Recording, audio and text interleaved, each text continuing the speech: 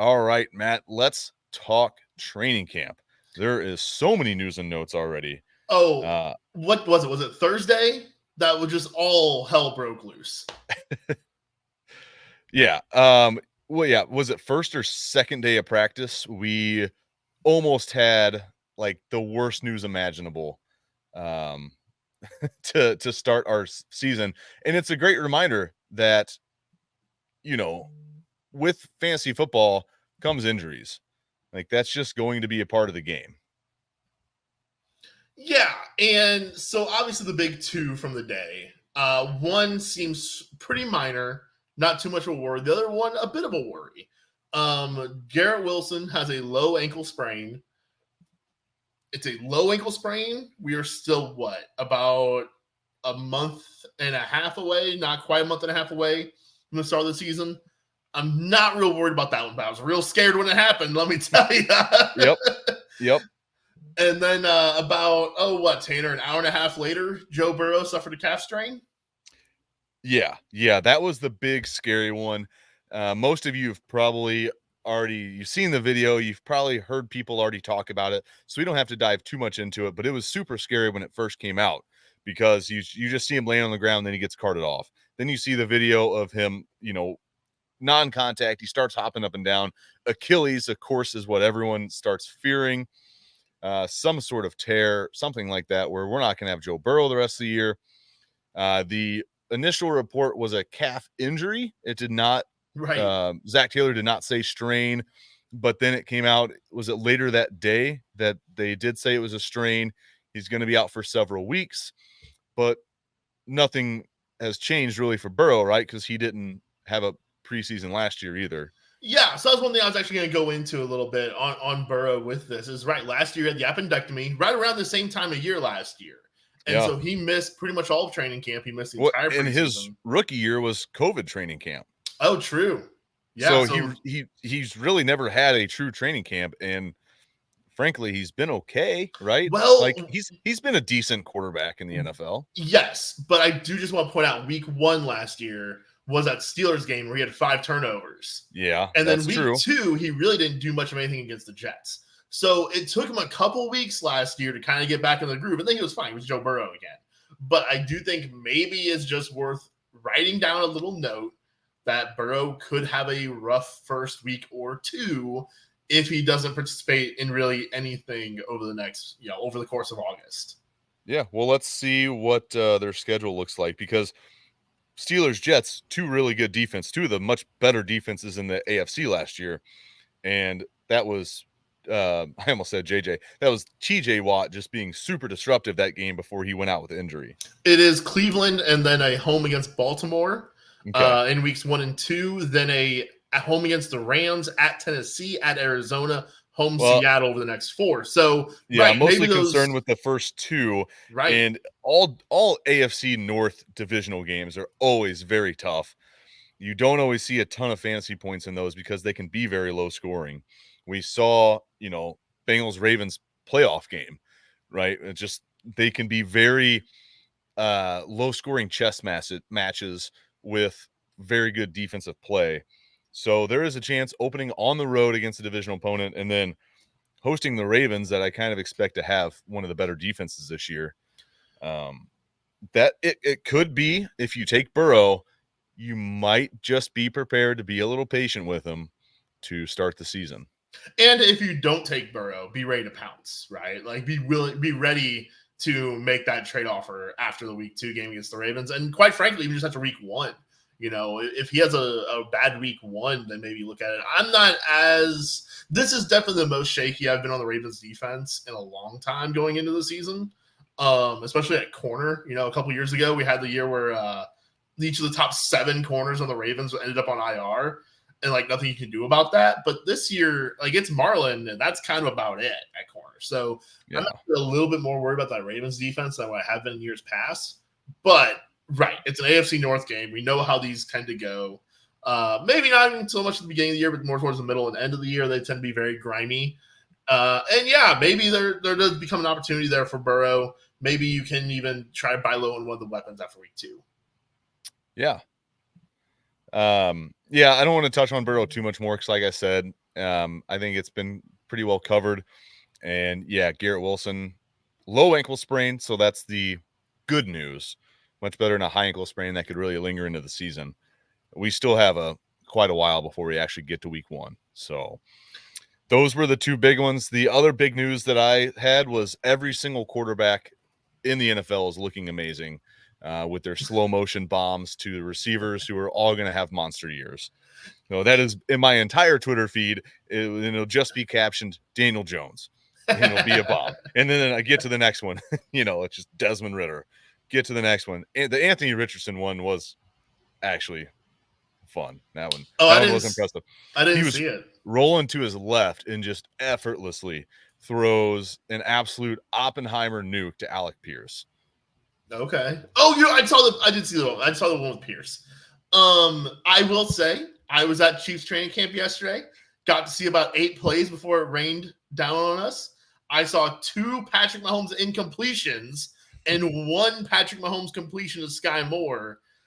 Take from that what you will. Everyone else, according to Twitter, has not thrown an incomplete pass except Trey Lance. He sucks. Yeah, Trey Lance is terrible. I saw with my own 2 eyes. Patrick Mahomes threw 2 incompletions. That's 2 more incompletions than every other quarterback in the NFL combined, again, except for Trey Lance. Well, my initial note on quarterbacks was every quarterback looks amazing except for Falcons quarterbacks because their highlight videos of Bijan and London, you don't see who the quarterback is, and it's a badly thrown ball. But now, starting yesterday and through today, I've just been seeing the slow motion Desmond Ridder. Oh, have you? Beautiful pass. Yeah. Yep. The beautiful no pass rush pass to his receiver. Yeah. Okay, because I had seen a lot of Heineke and Ridder both struggling with the deep ball in particular. I saw that note come around, and that is concerning if Kyle Pitts is going to keep on having this deep A-dot, and if Drake London, he profiles a deep A-dot player too, and it's like, well, it's what we knew was a possibility there, right? Like, we all know it's baked in on both of them, is that these 2 quarterbacks just might not be able to get them the ball. Yeah, I did want to talk about Kyle Pitts pretty quickly here today. The video of him running, coming off the MCL, it was him, right? I think so. Yeah. It did not look very smooth, and I get there's a process. You got to slowly ramp yourself back up. But it does have me a little scared of Kyle Pitts as tight end 3. I did actually move him down to tight end 5. And I realized I would actually right now, if me and you were in a draft, I would take Waller over him. Really? Yep. And I'm going to have Hawkinson ranked in front of Waller. So Pitts goes down to 5 for now until I see him running a little smoother. In my heart, he is tight end 3. On my rankings, Pitts is tight end 5 for now. Okay. I'm still way down on Waller, but I will be flipping him at Hawkinson. Pitts, it's all subject to change, right? That's the offseason. I have been changing my rankings like almost every other day. I've been moving a couple guys up, a couple guys down. So they are moving constantly. Pitts can very well find himself back to tight end 3. I am on the Waller hype train, I guess. I'm kind of towards the back of the train, though. I'm definitely not leading the parade by any means. But I do think that Waller, I think he's going to be the leading target getter there in that offense. And yeah, I'm buying into him as tight end 4. So, tight end's kind of a crapshoot though, right? So if he plays 15, 16 games, he should be a top 5 tight end this year. One other piece of news I did want to mention, because I joked about it there quickly on Trey Lance, how Trey Lance sucks. Brock Purdy, not on the pup list. He's going to practice. He's got to throw the ball. Sam Darnold appears to kind of be the QB2, and it appears like there is more smoke than fire on that. Are you ready to just, for dynasty purposes, trade Trey Lance for a 3rd-round pick? I'm ready to trade a 3rd-round pick for Trey Lance. Are you ready to go that direction on still? I am, yeah.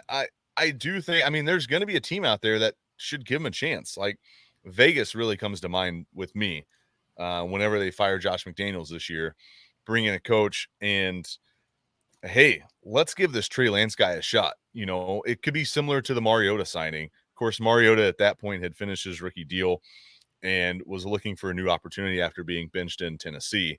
But it could be a similar kind of thing. Here's a 1-year, 2-year deal, compete for a starting spot. But Vegas is a spot that really, I think, stands out to me right now. I really hope that it's not going to be Minnesota, because if he goes there, he's going to be good. Like, it's just going to happen. I know it. Well, and that's a year from now, though. Like right Right. now, I have a hard time seeing there being any movement this season. I have 2 or 3 teams. Well, I probably have, out of my 5 dynasty teams, I would trade a third for Lance, I think, on all 5 of them, because I have 2 that are like all in competing, but I have room on my bench to just hold them for the year. I have one that's kind of in between right now that I think might compete if I stay healthy, but I kind of want to try and hold it back one more year. Definitely could find a room for him. And then I took over 2 orphans this past summer that I would love to just get them for a third, but I don't think I would. Yeah, I don't think you would either, though. That's where I was going more, because I do think I would trade a third for him, but are you ready to trade him for a third? Are you ready to do it on the other side of the coin? It's kind of like the guy who drafted Jordan Love in his rookie draft. You're just gonna hold him and wait out, because when you drafted him, you knew I am never gonna get the return back. Then, like, his best outcome, I will never get that return back until he proves that outcome. Now you're in that boat with Lance, where it's like, until he gets a shot to start, I am never going to get fair value for what his true upside is. So you're kind of just stuck with him. I do think there's a bit of a difference there, though, because I think with Love, there was always kind of an obvious light at the end of the tunnel, versus with Lance, man, I don't know if there is anymore. And like, the fact that, you're right. Every quarterback looks amazing. Every quarterback gets the slow-mo videos right now. Yeah. And we are getting reports saying he sucks. I don't care about the slow-mo videos saying you're good. This time of year, everyone's in the best shape of their life. Everyone looks amazing. Everyone's doing F angles and making linebackers look silly. I don't care about any positive reports. I care about a negative one a little bit, though. Mm-hmm. Like, I'm trying to even think if there's another player that has had one this offseason come out that is a negative report right now. Is there any others? I haven't seen any from actual like beat reporters. I've seen some fantasy people or people in the fantasy industry who have, like Javonte and Pitts, have used video of them running where they don't look clean yet, don't look healthy, to beat the drum of don't draft them this year. I've seen that, but I haven't seen like actual like correct. But I'm not seeing any beat reporters bring anyone down. People who are at camp covering the team bring anyone down other than Lance. Yeah, and that's where I'm just very concerned is that. A couple other things from around. Breece Hall still sounds like he's a couple weeks away, but he is expected to kind of be back in a couple weeks. You mentioned Kyle Pitts and him, his recovery.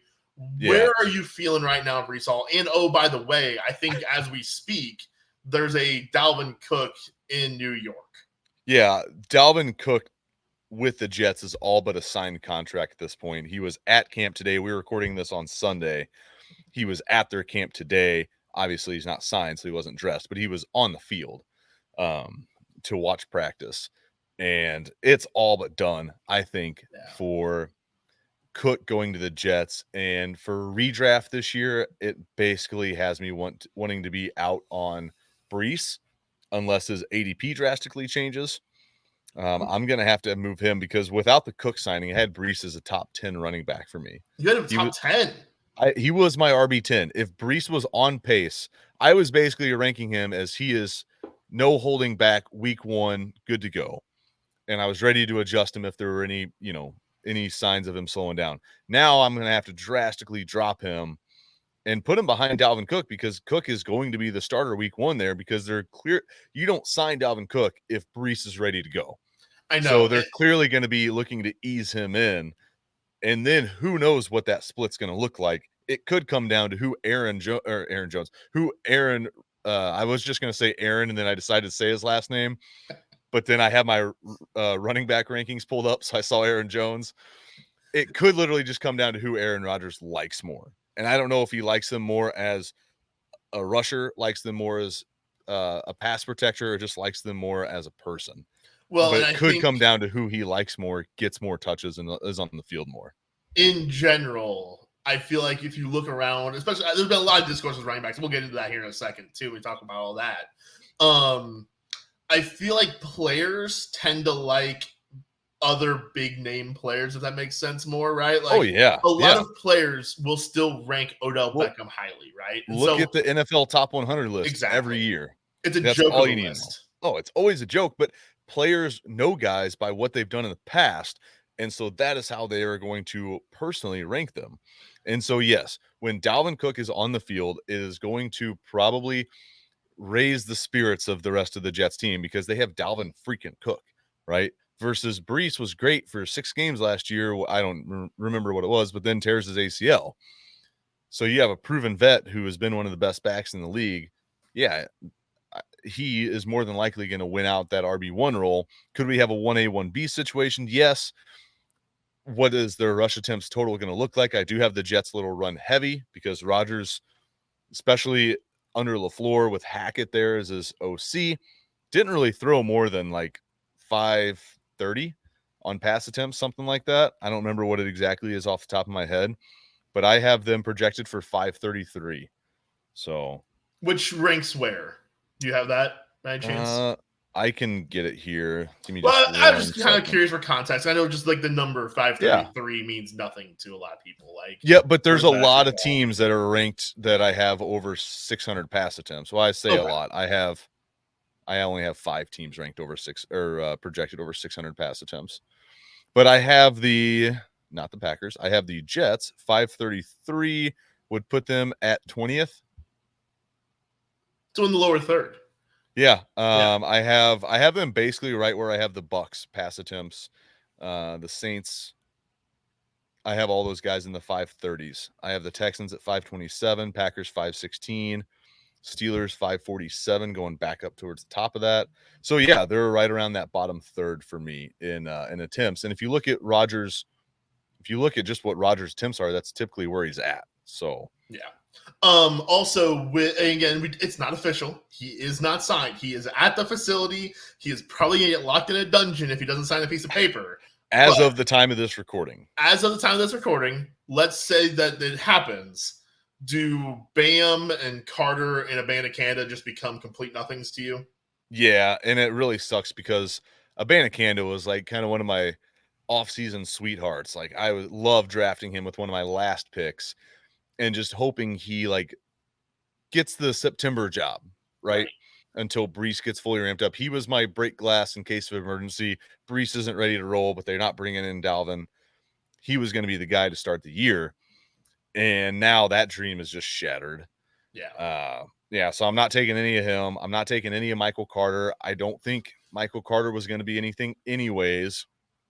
I don't more either. than a gadget back. Well, I was going to say, though, I do think if there is a super deep league scenario where one guy can just like PPR his way to like low end RB2, not even a flex because there's be too many wide receivers above him, but like low end RB2 just as a PPR play, I think that's Michael Carter. That's at least like maybe going to get a chance. Like think of like what a Ty Johnson was doing in Detroit a couple years ago, right? Like that kind of a guy. I think Michael Carter is just what we've been chasing for how many years since that Amir Abdullah role was really out there. Like Danny Woodhead, Amir Abdullah, these guys that lived and breathed in the passing game. And I just don't feel like we really have those roles anymore as much, like your Giovanni Bernards. Right. I just feel like that's not really a thing anymore. Like, Ramondre is caught 88 balls last year or whatever it was. Like they're just dumping it off to these guys that are their first and second down backs. And then that true passing game work. Kind of the only one, McKinnon. That's it. Yeah. That boomer bust. He's gotta score from the passing game. Yeah. And I feel like we've been chasing that though for so long since, how long has Ty Montgomery been discussed, in July, and Giovanni Bernard when he was with the Bucks, Antonio Gibson, Amir Abdullah with the Raiders, James Cook. I think that's why people had so much hope for James Cook. Yeah. It feels like that's just kind of a dead dream. So, but yeah, along with Abanikanda, I was pretty much out on Michael Carter anyways, which really sucks. I really bought into him after his rookie year. And then it's just like the Jets clearly don't think they can do a lot with him because they just have brought in 3 backs now since then. So real quick, one more on the injury front, and then we're probably gonna get into the running backs then. Kadarius Toney. gets hurt again early and often Yeah. for us. It's a bummer. I got real sad. I moved Justin Ross up, and that's pretty much that. Yeah. Yeah. So I did want to touch on the Chiefs real quick. All the Chiefs wide receivers are looking amazing right now. They're all getting hyped. I don't know if you have seen the copy and paste template that's went around. I don't know if it started with Waller or who it started with, but now every Chiefs player has had that copy and pasted about them. The unguardable Oh tweet. yeah. Yep. Which is kind of funny. But Sky is looking amazing. Justin Ross is looking amazing. Richie James is looking awesome. Rashee Rice is looking awesome. And the Chiefs might legitimately carry 7 wide receivers going into the year because those 4, you add MVS, you add Justin Watson. And while I was typing this out, I legit could not think who the 7th was. Oh, yeah, it's Kadarius Toney, who now feels like he's like the left out guy, right? So the first 4 I named there, Sky, Ross, Richie, and Rashee, I am trying to leave my draft with one of those guys because especially like Richie James, you can grab your very last pick. Yeah. Most Um, of them. but In most leagues, you can grab most of them with your yeah, last pick. yeah. And I just recorded a podcast earlier today. I'm not sure exactly when it's going to be out this week. But with the FF Mad Scientist, Aaron St. Dennis, he's a writer for the League Winners. Great guy, does a lot of podcasts, a lot of work. And I recorded one earlier going over my sleeper breakout bust. We talked about it on one of our last episodes with Tua and Charbonnet, being my breakout and my sleeper, and then Rashad White being my bust. Did another round of those where my sleeper was Devin Achane. Now that Dalvin Cook is heading to the Jets, it doesn't feel like we're bumping Achane back to where we had him post rookie draft. And then my breakout was Sky Moore because as I was picking out my list, I didn't want to have the same names that everyone else is going to be talking about. I wanted to find some different guys to discuss. So that's why I went with A-Chain.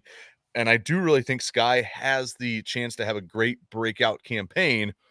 But ever since I sent that in, hey, tomorrow I'm going to be talking about Sky, I have just been seeing nothing but videos of every wide receiver in Chiefs camp looking amazing. I do, and I said on the podcast, if there was one guy you told me put $20 down on to be the wide receiver 1 in Kansas City this year, I'll put it on Sky Moore. I do think he has the best chance to break out.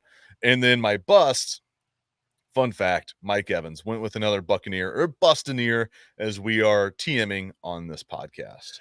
I'm gonna skip over the Mike Evans thing because I want to talk about the Chiefs thing.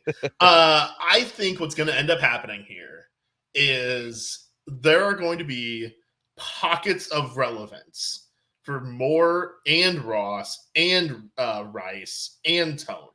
And MVS will have a couple games too, right? Like I think there's gonna be like I'm gonna set the over under here at 2.5 weeks throughout the course of the season where a Chiefs wide receiver is like the headliner of waiver wire columns. Yeah. My big thing was, and why I think one guy can stand out from the other one, it was a tale of two halves last year for the Chiefs. First half of the year, Juju was the guy. He was the number 1 guy, and then other receivers would have their breakout week. Juju gets his concussion. Second half, then it became, all right, this was McColl's week. This was MVS's week. This was no one's week because Travis Kelce caught 4 touchdowns. That was pretty much how it played out. But before Juju had his concussion, it was through the first 9 weeks. 5 games, he had 8 targets, and one of them he had 12. So someone can definitely be an 8 target guy in this offense every week. And I think, like I said, I'll put my money on Sky Moore being that. But yes, then you're going to have week 2, Richie James is going to be 6 for 81 and a touchdown, number 1 waiver wire guy. And then week 3, it's Justin Ross, who goes 8 for 70 and a touchdown, and we go chase him. And then Rashee finally has a big week 4. But during all that, I do think Sky could be the consistent guy in PPR where, yeah, he's not going to have great weeks every week, but he can be a fine wide receiver 2 or a flex that you grabbed in the 10th round. The last best ball league or draft we did, a slow draft, I grabbed him in the 10th round. At the 10th, and he's the most expensive out of those guys. Yeah. At round 10. And so I'll take it around 10. I'll take my chances. for the year 2 breakout. But I mean, someone, I don't know if it was player profile or what. I mean, it's definitely a headline grabber, clickbait kind of, but the stat's a stat where it was second round draft capital from a small college, FCS. Well, it was an early declare, and the only other one was Devontae Adams that fit into what Sky Moore did. And he even says in the video, I am not saying Sky Moore is going to be Devontae Adams. He is just trying to make the point that there is a chance Sky could really blossom year 2, get that Andy Reid system down. But yeah, I would be happy to grab Sky in the 10th and then Richie James in the 15th and just see what I get with my 2 Chiefs receivers that are probably my wide receiver 5 and 6. Yeah, because my fantasy team. Yeah, they're probably down there. I will mention too with the Devontae Adams comparison, he was awful his sophomore year. Yeah, but and because he went into a situation where you had Greg Jennings. Well, was Greg still there his rookie year? No, so that's which year are you looking for here? Well, Adams' I'm trying to think. Was rookie year? Was it 14? No, 13. 13. Okay, so yeah, I'm sorry, Jennings 14, was gone, right? 14. It was 14. Okay, yeah, Jennings was gone. So, but he goes into an established Jordy and Cobb. Right, but the sophomore year, that his second year, I remember because I was the guy who fell for it. Jordy Nelson tore his ACL in training camp. Yeah, that's Devontae's second year, and I drafted every other package wide receiver in the book that year, trying to make up for my slow draft situation I was in, where I had already drafted Jordy Nelson. And Devontae Adams was absolutely awful. And I held it against him for like 1 year after his breakout. Like I held it against him like the following year. And I was like, oh, this guy's too good to hold it against him after this. So that always hurts my heart to bring up that one.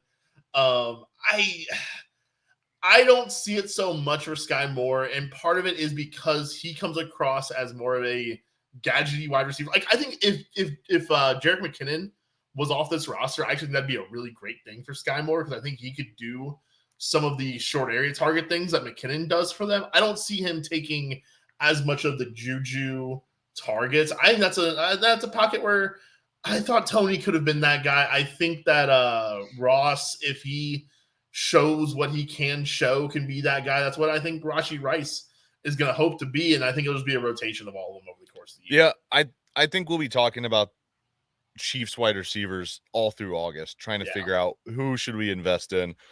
Like I said, and we'll talk about our next episode where we're going to be getting into different formats, but where I have additional bench spots, I'm going to definitely try and walk away with 2 of these guys and hope I just hit the right one because they're so cheap. I can get them late. But I think that's enough on that for now. We do have some running backs to talk about. Do we want to start small and work our way up? Let's go in like chronological order here. Well, I don't have that laid out, so you have to lead that. Well, just because I know first things first is Saquon Barkley's back with the Giants. Yep. Yeah. So it happened early. We don't have to worry. He's not even going to have a like training camp lack of stretched out cloud. We can just move him right back up our rankings. I actually did move him down from where I originally had him, but it wasn't because of any of this. It's because of things that I've been looking into. I've got him at running back 6 behind Nick Chubb, and that's in PPR. Yeah, I haven't adjusted him yet. He's going to be my RB4.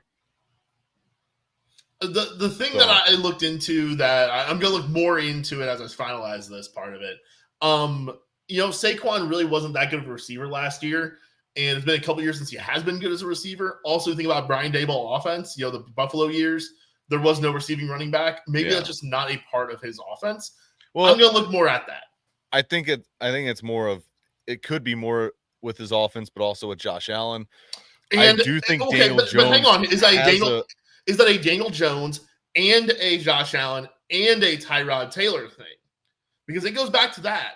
Yeah, I don't know. I think if there is a quarterback, if you start naming all the quarterbacks in the Brian Daboll system, Daniel Jones is the one I fall on that said, okay, he's the one I could see getting back to throwing to the running back.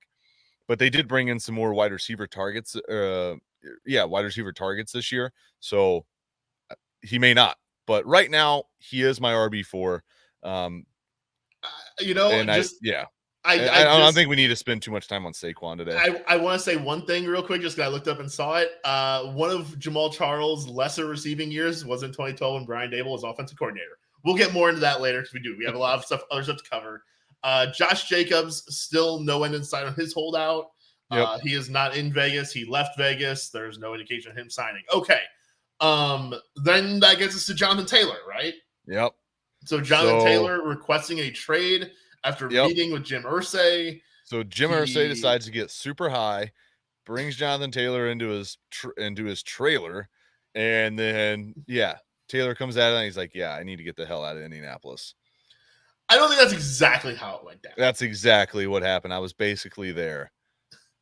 No, I'm just kidding. But no, yeah, Taylor has requested a trade, which is going to be very interesting, right?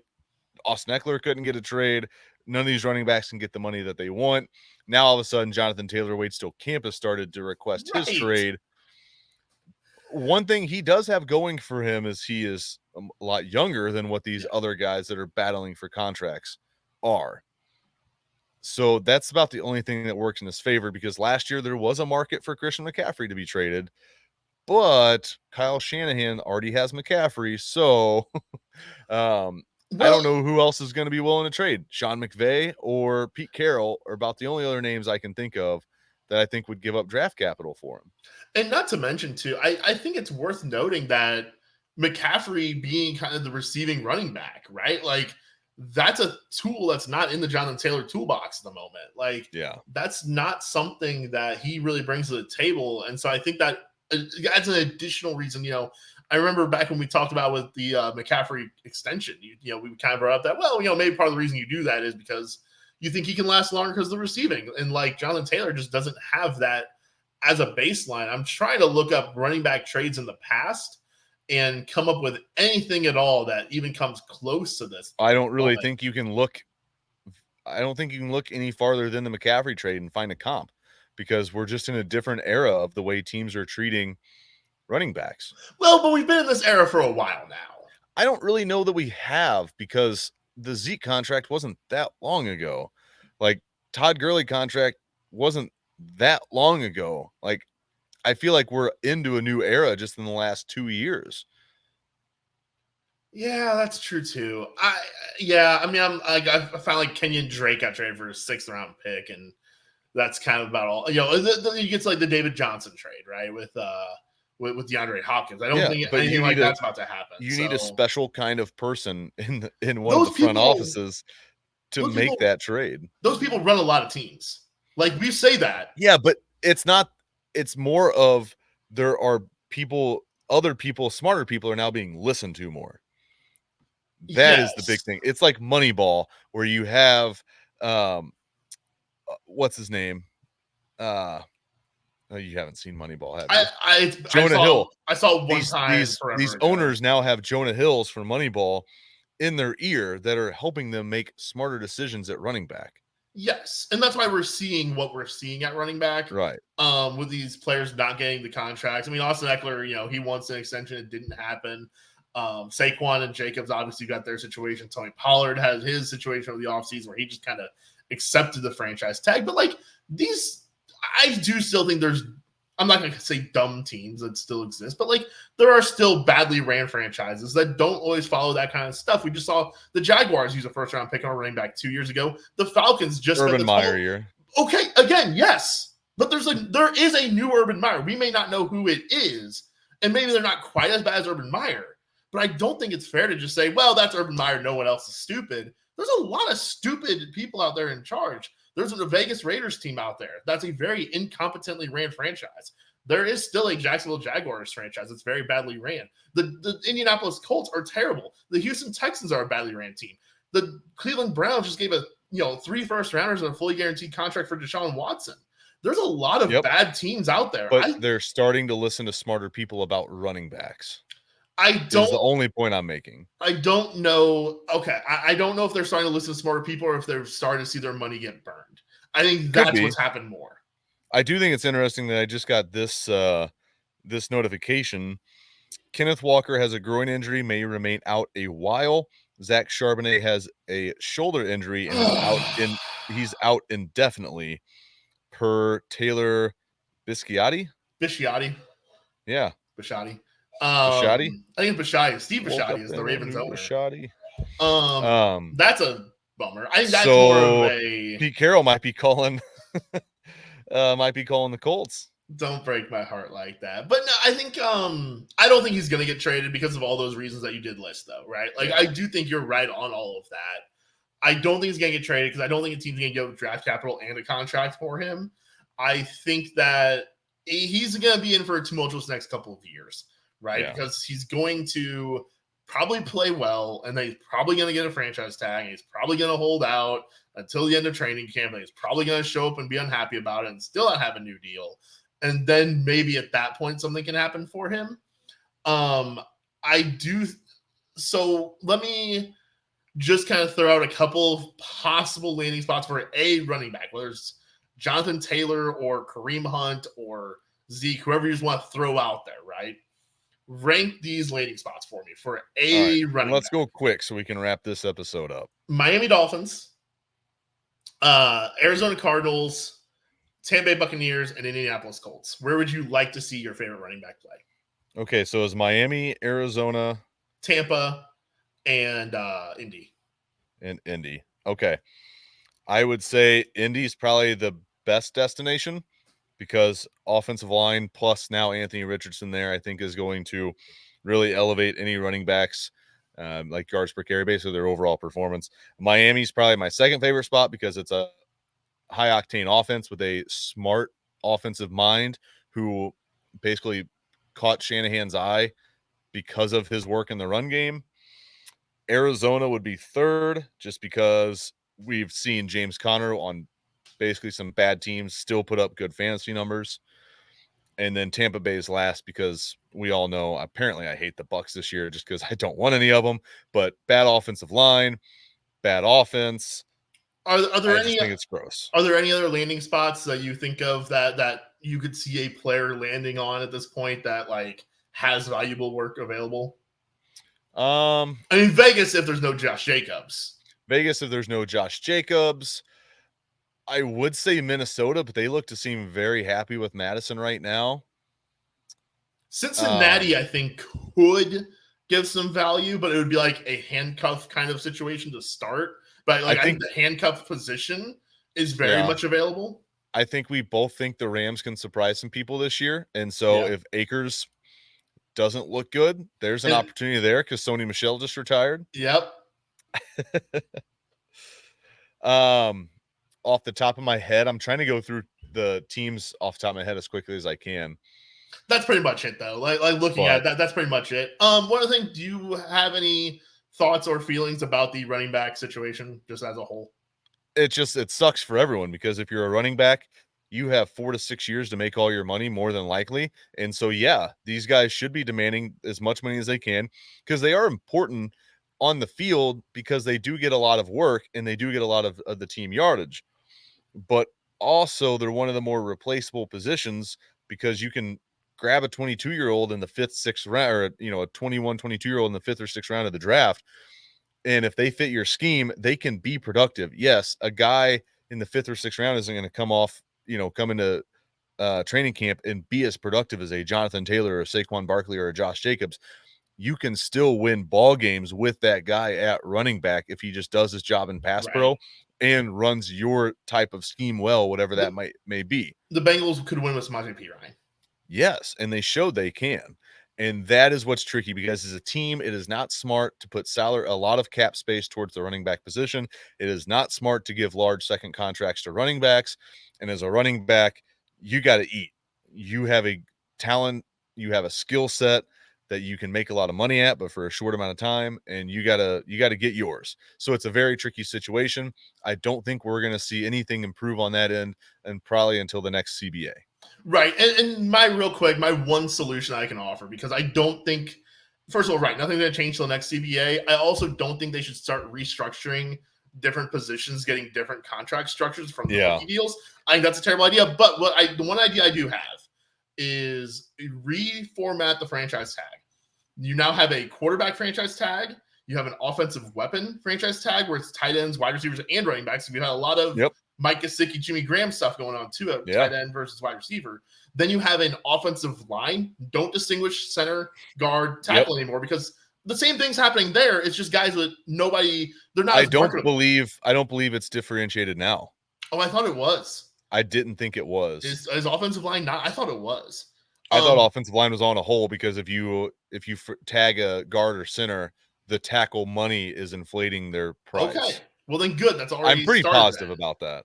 Do the same thing on defense, though. You do front seven and then you do secondary because safeties are having the exact same problem that the running backs are having. And middle linebackers would be having the same problem, except those edge rushers are classified as linebackers. So they're helping those middle linebackers. So what we're seeing on other positions is a CJ Mosley doesn't get the franchise tag because being an inside linebacker, you're not going to get paid as much as an outside linebacker. At least you're then hitting the open market. And CJ Mosley was able to reset the inside linebacker market. So now for a trade-off for the owners, I think you'd have to go more deep on the average annual value. So maybe a wide receiver tag is now worth the top 10 wide receivers, right? Versus right now it's worth the average of top 5. As kind of that trade-off. But that's my solution is you kind of make the franchise tag values be more generic. Yeah. How about running backs don't count against the cap? I hate it. I hate it so much. I hate that. I hate it's phenomenal. It's a good I one. hate quarterbacks have their own cap. I hate all of that stuff. Like I did actually have part of it. I had one more running back note before we get off of here. Yeah. It is don't let your Caucasian linebackers cover Bijan. That's pretty much it. Was it Troy Anderson or Tony Anderson? There were two clips out there where he did not look great trying to cover Bijan. No, he didn't. But I saw a lot of people making a very good point of like double moves and one-on-ones. Double moves and one-on-ones. Like, okay. I don't care. It makes a great clip, though. It makes a great clip. Yeah. I don't care. It gets me just even more excited about Bijan. It doesn't for me. It doesn't move a needle one bit. Okay. All right. Anything else? I think that's going to wrap up this episode. That's a lot. We covered a lot. Football's back, all the way back. It's a great time of year. I had just NFL Plus on today, just listening to Scott Hansen. Nice. Go from training camp to training camp. It feels good. The world feels right again. Next episode, we are going to be looking at formats, fab versus waivers, small leagues versus large leagues, small bench versus large bench, some fun format styles like guillotine, best ball, a lot of that stuff. So it's going to be a really informative episode. I hope you guys are able to join us for that. If you like our podcast, subscribe, leave us a 5-star review, Spotify, Apple Podcast, Amazon Music, wherever you find us. You can find us on Twitter at ADP Dudes. That's where you can follow along, see when new episodes are released. And of course, the YouTube page, subscribe, leave us a comment. It is a fantasy page. Don't forget, it is fantasy. If you think Justin Fields is ranked too high, we are not Bears fans. But our page is at Average Dudes Podcast, or simply search for us at ADP Dudes. And that's going to wrap up this episode. We will be back later in the week with the format episode and another fantastic outro. We'll see you guys.